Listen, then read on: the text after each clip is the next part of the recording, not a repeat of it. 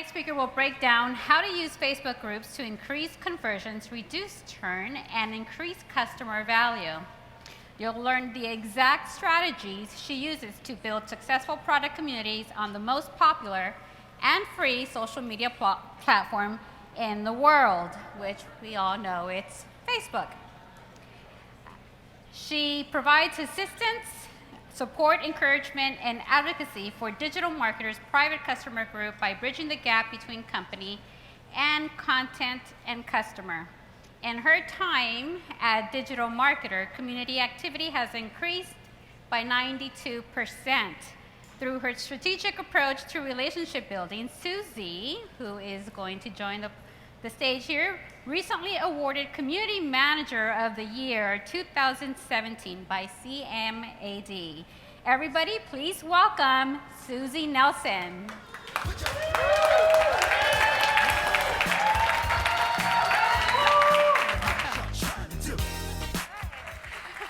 Hey, everybody. Is this thing on? Yeah, now I'm live. Hi, guys. So I'm going to talk to you about all the work that we're doing at DigitalMarketer with our product community Facebook groups. So if you guys aren't aware of DigitalMarketer, you're probably not. We specialize in training marketers how to sell their products and their services online. So we teach them best practices. I know that CMX is going to give you slides. I'm going to go kind of quick through some of these slides, so take pictures, take notes, but know that you're going to get the slides, and there's recordings. So anything that you didn't quite catch, I'm happy to talk to you afterwards. We're just going to have to move kind of fast so I can get to everything. So I'm going to go over 4 lessons that I learned in building a strong customer community using Facebook groups. It's something that a lot of small and mid-sized community businesses are using more and more to host their communities because it's free, it's not a big financial investment, and it's a great way to prove a concept. So the first tip that I want to throw out there is to know where you fit. And by that I mean know where you fit in the marketing mix, where your community has a role. Because it's a universal truth that business owners and CEOs only care about one of 2 things. That is decreasing costs and increasing revenue. So anything that you have to do in marketing, especially with community, has to link back to one of these 2 initiatives in order to have any business value to your boss. One way to do that is to understand how the customer value journey works. That looks like this. The value journey is the process that takes a person who has absolutely never heard of your company before and turns them into a raving fan. And it happens in a step-by-step fashion. So it starts with awareness. This is whenever a stranger to your brand hears about you, becomes aware that you exist. So that usually happens by seeing an ad, or maybe they hear about you via referral. Then it moves to engage. This is when prospects are checking your business out. They're reading your blog, they're engaging with you on social media, maybe they're watching your videos. And then it moves on to subscribe. This is whenever your marketing team gets really excited, because this is whenever they get email addresses and they can start hitting your customers up with email offers. Then it goes on to convert. This is whenever a prospect makes their first purchase, or they watch a demo. If it's a SaaS company, they're making some little micro commitment. If they like what they see, they get excited. At the excite stage, the customer gets value out of that transaction. That's whenever it's appropriate to ascend them. So you send them the core offer, you try to sell them different products.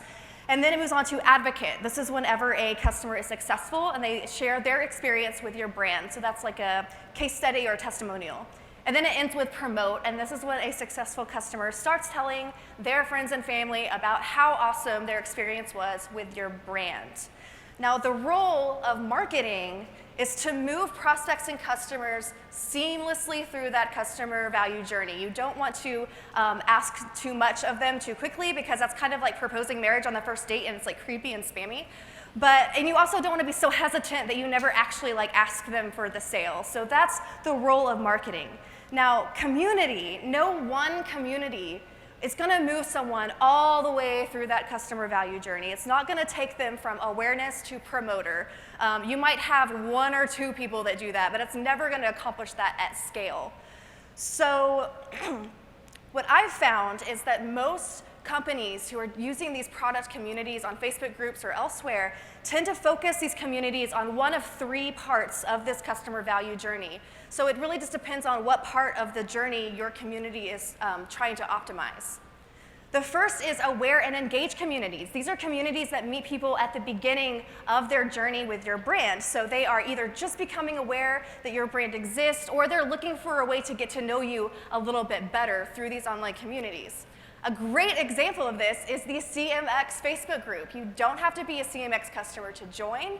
Anybody can go in there. A lot of people have just been referred there because it's a great place to meet fellow community professionals, right? This is a total aware and engage play. They're trying to get you to get to know everyone who works in the CMX team, get that value out of it.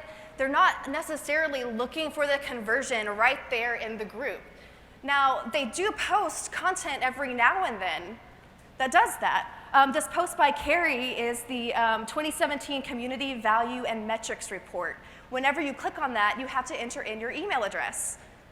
You're on their list. They can now have permission to contact you more and let you know what else is going on at CMX. But you'll notice that her copy isn't sales copy. It's a conversation. It's not, I'm a marketer. I work in a marketing company. We always do direct response, and I never allow it in our communities because it has to be authentic communication and come from a really authentic place. This other post by Evan is about CMX Summit from last year. They're using the community to funnel people to their events. So it's an awareness play. I don't know, I doubt that there was direct conversion to CMX off of this one post, but they're making people aware that this is happening, so when they do see that offer, when it hits their inbox, they're more likely to make that decision. The next place that businesses tend to use community in the customer value journey are advocate and promote communities. So this is equipping and empowering your customer advocates and equipping them to get more referrals and give those testimonials. An example from DigitalMarketer, we have a certified partner program. What this means is that DigitalMarketer teaches a lot. We offer like classes and certifications and courses, but we don't actually do like the consulting work. If anybody needs some extra help or needs somebody to like actually run their ads for them. That's what our certified partners are for. So these are DigitalMarketer superfans, and they're actually some of the only people that have our affiliate links because they're agencies that can funnel their clients to our community. So this Facebook group exists to equip and empower our certified partners to do their job better and to feel like they're a part of a special tribe. And you can see the difference in content. We're not sending them offers to lead magnets or necessarily even telling them about events. We do a weekly video series called Partner Up, and we usually have guest speakers on there, other marketing experts, and giving them a little bit more access. Marcus Murphy is our director of monetization. It's like a fancy word for sales. He is also on the LinkedIn advisory board, so he'll go to our certified partners and share information about what he's learning. So it's all about equipping them and getting them excited about being an advocate and a promoter for our brand. The third area, and my favorite, that businesses tend to use communities for is to optimize the excite and ascend stage of the customer value journey. So this is all about getting people excited about whatever it is that they purchased and provide opportunities for ascension. That's where our DM Engage Facebook group comes in. DM Engage is for customers who have purchased a product that we offer called DigitalMarketer Lab. It's a monthly membership. It's access to a whole bunch of different types of marketing training, and they pay month over month to be a member of DM Lab. We throw all of our customers into this Facebook group called DM Engage so they can share best practices and get to know other people who are also experiencing this membership. So that definitely leads to an increase in retention for us. People stay in that membership longer because they're getting value out of this community. Another thing that I wanted to point out before I move on is not to measure your success by another community's metrics. If you have a community that's meeting people at the aware and engage section of the value journey, don't judge its success by how many promoters you're getting. Recognize where you're meeting people and where they are in that journey with your brand. The next tip I have is that it's not about you. This is something I really have to drive home when I talk to marketers in particular.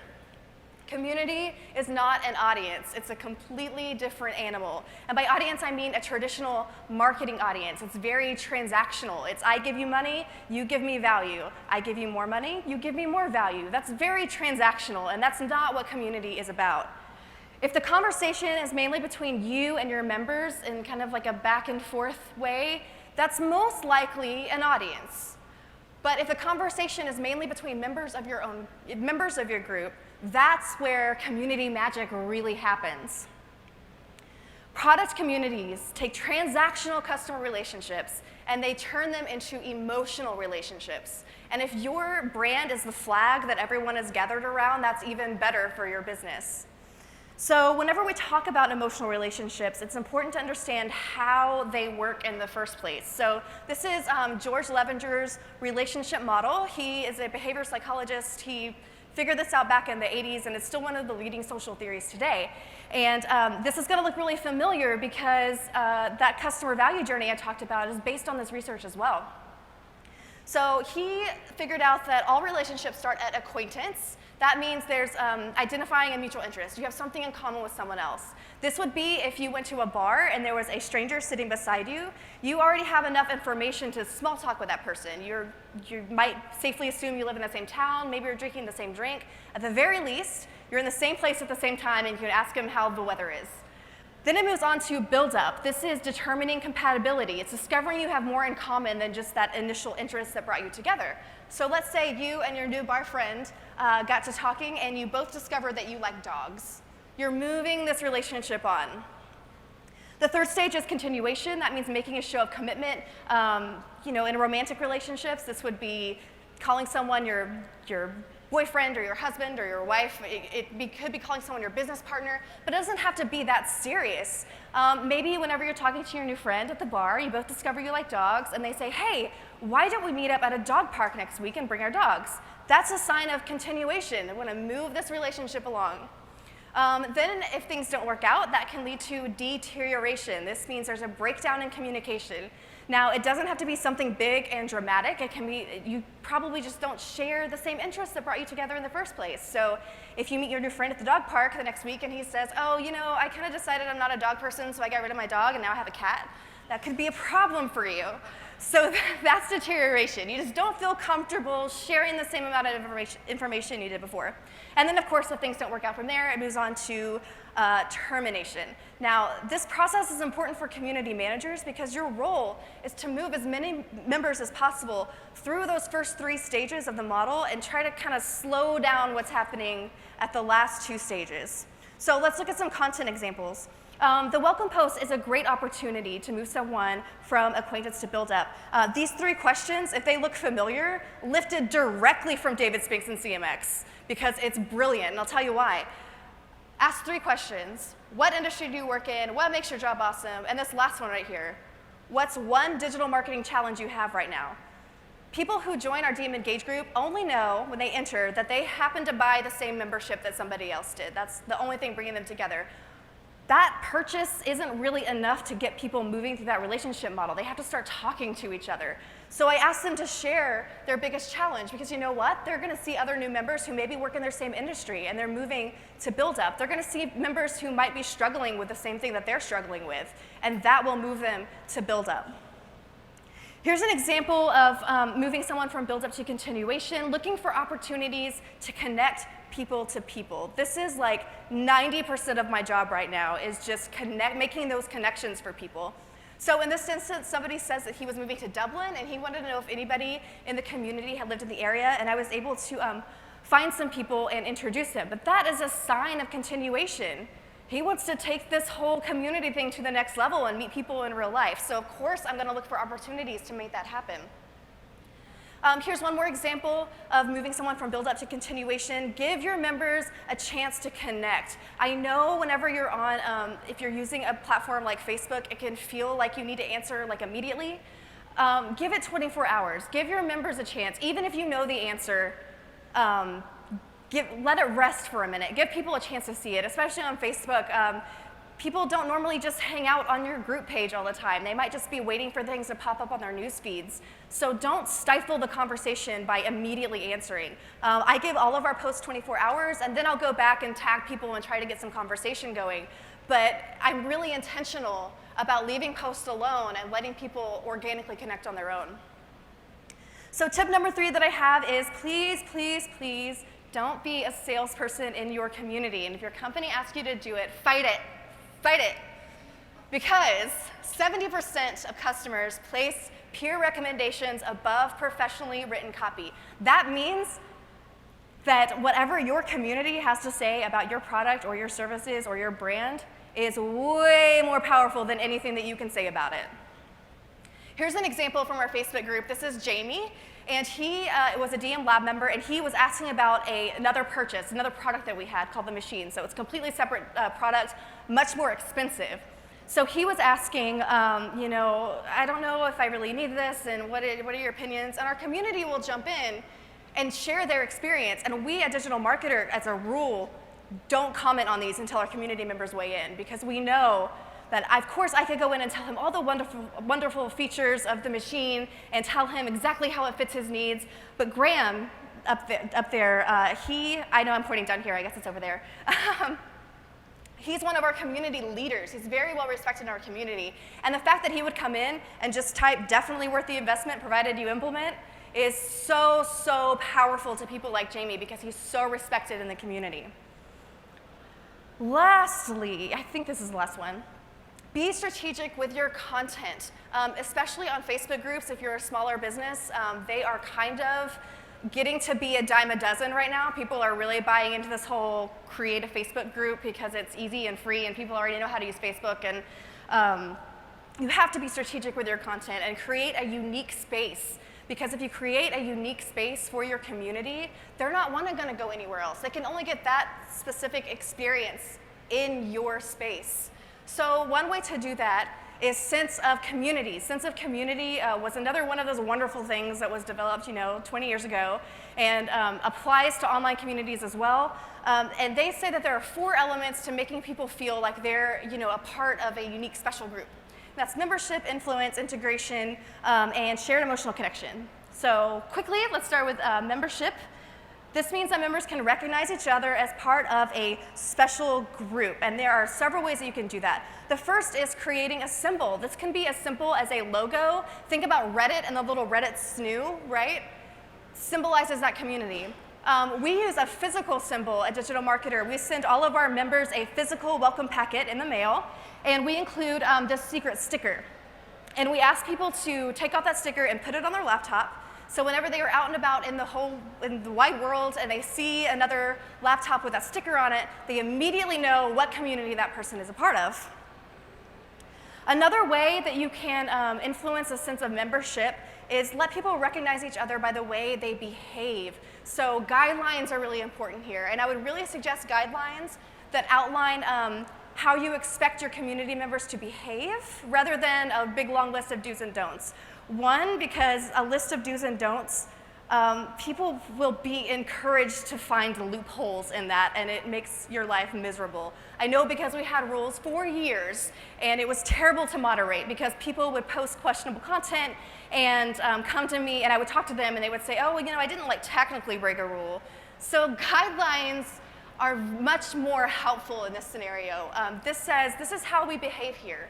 This is the behavior that we expect out of our community members. And whenever somebody toes the line, we can just say, we can point to the one piece of behavior that we didn't think that they, really got the spirit of. Members can also recognize each other by the way that they talk. So you want to encourage specific group language in your group. We have a group of marketers. They absolutely love their acronyms, so we made a glossary. We have EP, ACV, CVO. Anybody know what ACV means? Yeah, it's average customer value. There you go. You would know that if you joined our community and you were able to see the glossary. It's our way to plug new members in. We also noticed that whenever our members were addressing the community, they would use the phrase DM fam. That's short for Digital Marketer Family. So whenever I'm addressing the group, I'll adopt that language because I want people to recognize each other by the way that they talk to each other. So the sense of influence is when members feel that their actions can influence the group and that the group can influence their own actions. This means there's an exchange of value in the community. I feel like I can give value to this space, and I think that the content I see here gives value to me. That's all sense of community is.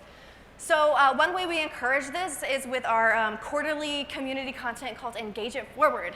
So Engage It Forward is our community members can offer anything they like to the group as long as it's free with no strings attached, and it's a way to give back to the community. So we have people offering strategy calls and copy audits. Somebody even offered a pep talk. We've had people send each other books and coffee, rainbow piñatas. They get really creative. They love Engage It Forward because it's a sense of influence play. They say they're recognizing that they're giving back to the community. So they're recognizing that the community has given them value, and they're having the opportunity to give value back. Integration and fulfillment of needs is when members feel emotional rewards for participating in the community. Note, it is emotional, not transactional. So a lot of new Facebook groups that I see those community professionals making that mistake and encouraging motivation by offering things like contests and prizes and stuff like that. That has its place. It can definitely be useful. But you don't want members participating in your community because they're going to get something, like a trophy or a discount or whatever. You want them participating because it feels good. One way we do this is encouraging shout-outs. I personally give shout-outs to members every now and then, but really I try to get our members in the habit of shouting out each other because that means way more. Shared emotional connection is the last one. This is when members share a sense of shared history and shared participation. This is the feeling that you get whenever you're at your high school reunion and you're seeing a whole bunch of people you haven't seen in a really long time, and you're reminiscing about all the good times that you shared. That's sense of shared emotional connection. And you can encourage this in your community. One way that we did this during our Love Our Lurkers Week initiative was highlighting a list of legendary posts that were made in our group. So it included a lot of inside jokes that our community members like to joke about. I believe one time our CEO jumped in and told someone to just go sell some shit, and that became a running joke in our community, and people were like telling each other that. And if you were new to that community and somebody told you that, you wouldn't understand that shared emotional connection behind that inside joke. So I was providing an opportunity to educate our less active members about the community, the shared emotional connection that our community has. So, to wrap up, know where your community fits in that value journey. Think about whether it's aware and engage, or excite and ascend, or more promote or advocate. Make transactional relationships emotional. Let your community sell for you. That's so much more powerful than you trying to go in and sell things yourself. And focus on building something truly unique that your customers never, ever want to leave. Thanks, guys.